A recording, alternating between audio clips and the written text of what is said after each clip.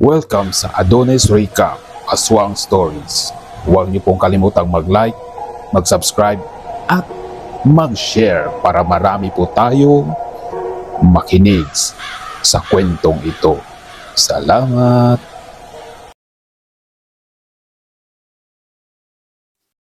Disclaimer lang po, ang kwento ito ay hindi po original na sa akin.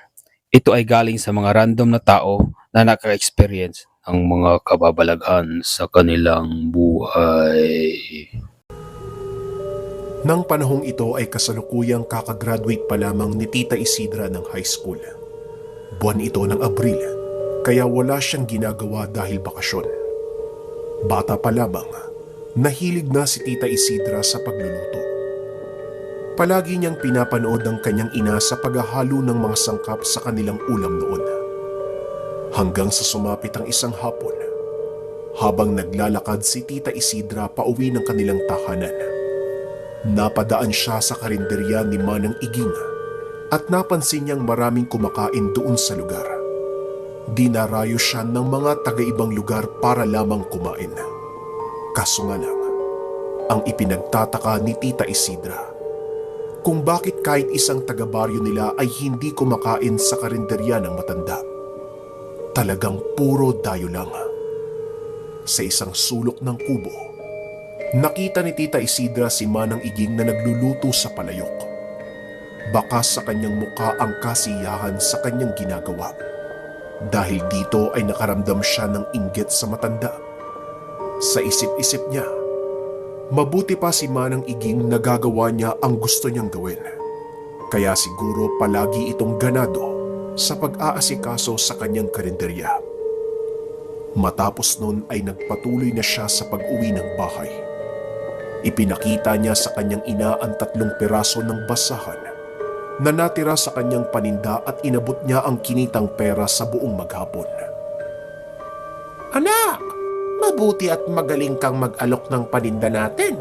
Kaya tignan mo, yung kinita mo, pang 3 araw ng gastusin. Ganyan dapat, anak. Huwag kang tatamarin sa buhay. Makakaraos ka din."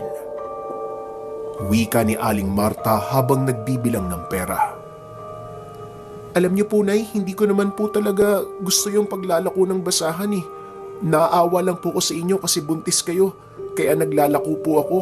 Tapos kakamatay lang po ni tatay. Pero ang gusto ko po talaga pagluluto eh. Kaya kung papayagan niyo po sana ako, gusto ko po sanang mamasukan kay Manang Iging bilang katuwang." Wika ni Tita Isidra. Dahil dito, nakaramdam ng sobrang ines si Aling Marta. Nagdabog siya sa pamamagitan ng paghampas nito ng kamay sa mesa. "Anak, ano bang sinasabi mo? Tatandaan mo ikaw ang panganay. Ikaw ang inaasahan kong tutulong sa akin. Gusto mo bang mamatay tayo sa gutom? Umayos ka, anak. At isa pa, aswang si Manang Iging.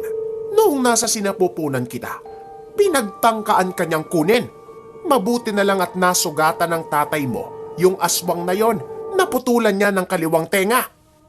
Nilalagay mo sa panganib ang buhay mo." Wika ng kanyang ina. Gawa ng murang edad pa lamang si Tita Isidra, hindi niya masyadong naintindihan ang paalala sa kanya. Inisip niya na baka gumagawa lang ito ng dahilan para hindi matuloy ang nais niyang paninilbihan doon sa matanda. Dahil sa sobrang tampo ni Tita Isidra, hindi siya sumabay ng kain sa kanyang ina at 2 magkapatid. Maaga siyang natulog ng araw na yun. Ngunit pagsapit ng hating gabi, biglang naalimpungatan si Tita Isidra.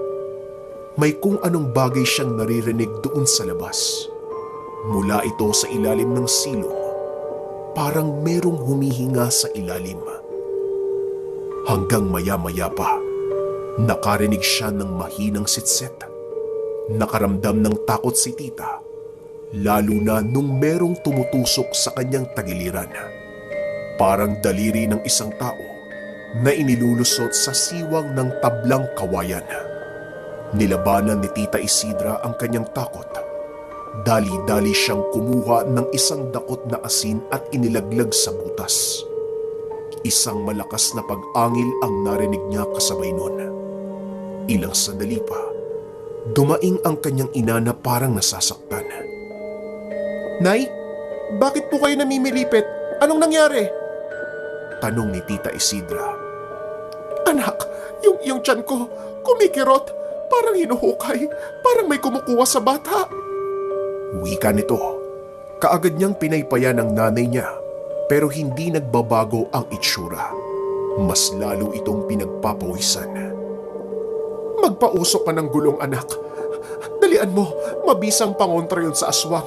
Andyan yung aswang sa paligid, kaya sumasakit pa rin yung tiyan ko.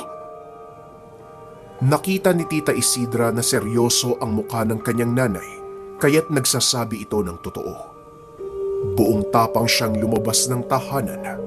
Natatakot man ngunit kailangan niyang labanan bago pa may mangyaring masama sa kanyang pamilya. Kumuha siya ng isang gasera na may lamang gas kasama ng pansindi.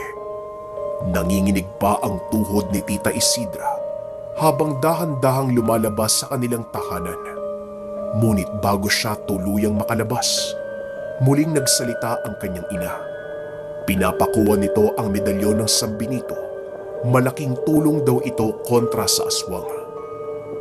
Dahan-dahan siyang lumapit sa ilalim ng silong at hinatak ang lumang kulong. Matapos makuha ni Tita Isidra ang gulong, nakarinig siya ng kaluskusan sa mga matataas na damo. Kaya naman kaagad niyang binuhusan ng gas ang gulong at sinindihan. Unti-unting nasunog ang gulong at naglabas ng nakakasulasok na amoy. Ilang sandali pa, may nakita siyang taong nakahubad doon sa puno. Mabilis itong tumalon at tumakbo papalayo. Kinabukasan, nakita ni Tita Isidra na maayos naman ang lagay ng kapaligiran. Binisita niya rin ang kulungan ng baboy at maayos naman ang kalagayan nito. Medyo masama pa rin ang pakiramdam ng kanyang ina. Hindi nito kayang magtahi ng basahan kaya nanatili na lang sa bahay si Tita Isidra.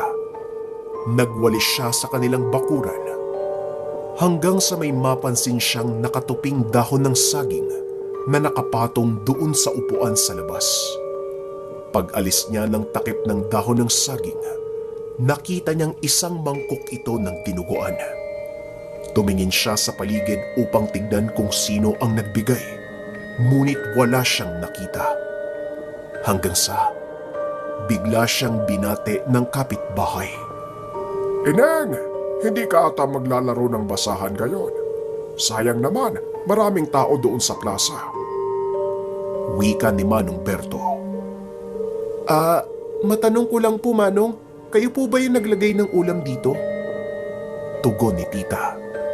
Ano? Bakit naman ako maglalagay ng ulam dyan, Ineng? Kilala niyo ko. Kapag nagbibigay ako ng ulam, inaabot ko sa inyo. Pero parang pamilyar sa akin yung mangkok. Parang kay Iging. Ako sa inyo, Neng, wag mong kakainin. O hindi kaya patakan mo ng kalamansi para makita mo yung totoong itsura. Basta mag-iingat kayo. Buntis pa naman yung nanay mo. Sige na, Ineng ha, tutuloy na ako. Wika nito. Matapos nun ay dali-dali siyang sumungkit ng bunga ng kalamansi. Wala siyang sinabihan sa kanyang pamilya tungkol sa ulam. At nang maipatak ni Tita Isidra ang kalamansi, unti-unting nagbago yung kulay ng dinuguan. Naging isang tumpok ng bituka at mga daliri ng tao. Inaagnas at namamaho na ang lahat ng parte. Kitang-kita niya na may gumagapang na uod sa isang daliri at nakalitaw pa ang puto. Dito napatunayan ni Tita Isidra na aswang nga si Manang Iging. Itatapon niya sana ang mangkok nang mapansin niya na merong isang singsing ang naiwan doon. Nang kunin niya, bigla niyang naalala na ito ang singsing ng kanyang tatay na isinama doon sa libing sa sementeryo. Nakaramdam ng galit si Tita Isidra. Nagmamadali niyang pinuntahan ang karinderya ni Manang Iging.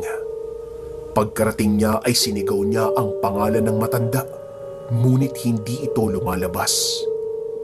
Hanggang sa nagalit sa kanya ang isang customer.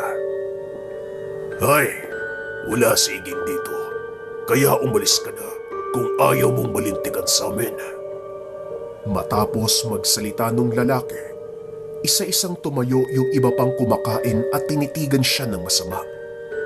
Dumagdag pa sa takot ni Tita Isidra nang mapansin niya na yung mga kinakain ng mga taong ito, hilaw na karne dahil may bahid pa ng tugo. Dali-dali siyang umalis doon sa lugar.